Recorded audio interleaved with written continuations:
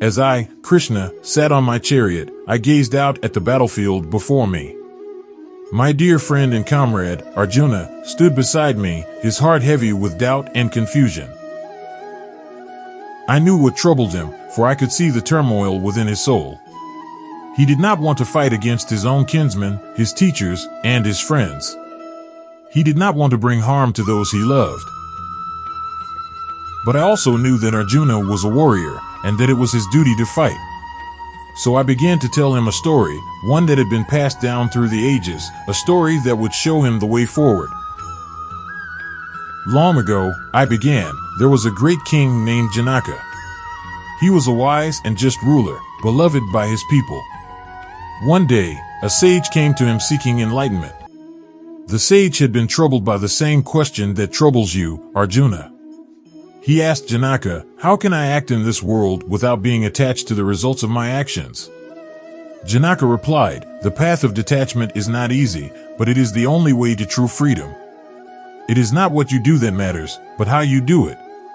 Perform your duties without attachment to the results. This is the path of karma yoga." The sage listened to Janaka's words and understood their wisdom. He took up the path of karma yoga and found true liberation.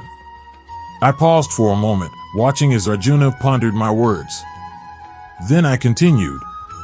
"Arjuna, you too must follow the path of karma yoga. Perform your duty as a warrior, but do not be attached to the results of your actions. Remember that the soul is eternal, and the body is temporary.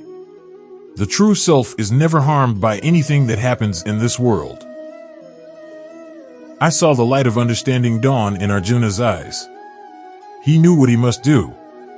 He took up his bow and arrows, ready to fight for what was right, but without attachment to the outcome.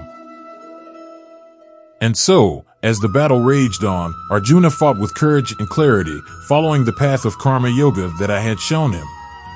He did what was right, without being attached to the outcome, and in doing so, he found true freedom and enlightenment. The story of Janaka and the sage is a reminder that we too can find freedom and liberation, even in the midst of our struggles and challenges. By following the path of karma yoga, we can perform our duties in this world without being attached to the results of our actions. We can find peace, joy, and fulfillment in the knowledge that the true self is never harmed by anything that happens in this world. May you, like Arjuna, find the courage and wisdom to follow this path, with the guidance of my teachings in the Bhagavad Gita. For it is only through detachment and selfless action that we can find true liberation and union with the divine.